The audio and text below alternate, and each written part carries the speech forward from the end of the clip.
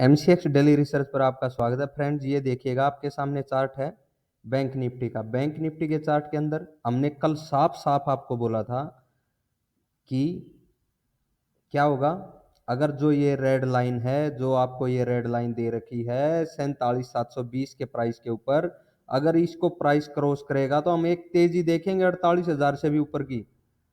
Otherwise इसके नीचे से मार्केट आपको रिवर्सल लेता हुआ दिखाई देगा।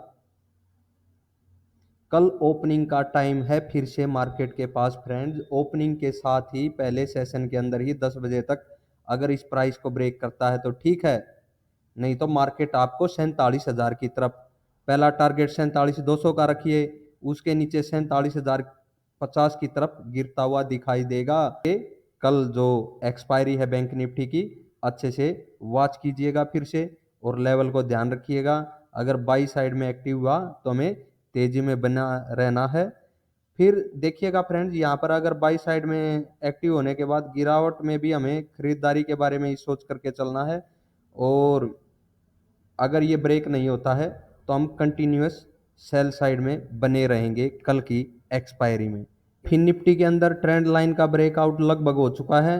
अपसाइड में हमें ब्रेकआउट देखने को नहीं मिला है और उसके नीचे ही देखिए इस रेड लाइन के ऊपर हमने तेजी की आशंका जताई थी और इसके नीचे हमने एक रिवर्सल की बात कही थी। लगभग ब्रेकआउट हो चुका और हमें पहला टारगेट जो ये जोन है यहाँ का, इस जोन की तरफ का रखना चाहिए।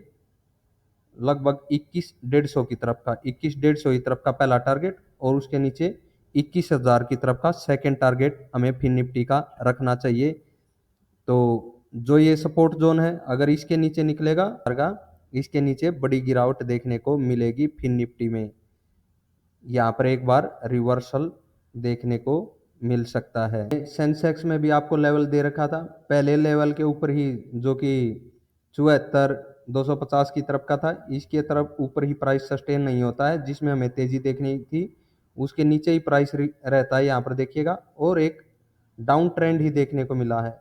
ये डाउन ट्रेंड का ये टारगेट लगभग हमारा जो 73,600 की तरफ का था वो मिलने वाला है, कल के ट्रेडिंग सेशन में हमें मिल सकता है। हाँ, यहाँ पर ये चीज़ देखने की है, अगर 73,400 के ऊपर जब तक प्राइस है और ट्रेंड लाइन के ऊपर है तब तक हमें गिरावट में रहना है सेंसेक्स में, ये मान के चलिएगा।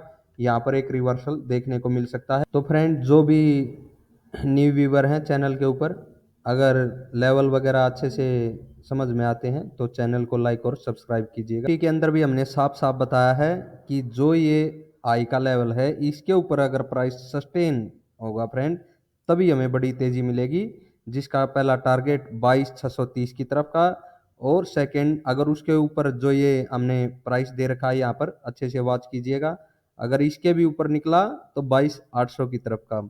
हाँ, ये भी आपको बताया था अगर यहाँ पर सस्टेन नहीं होगा तो टारगेट कहीं ना कहीं ट्रेंड लाइन की तरफ मार्केट आपको गिरती हुई दिखाई दे सकती है।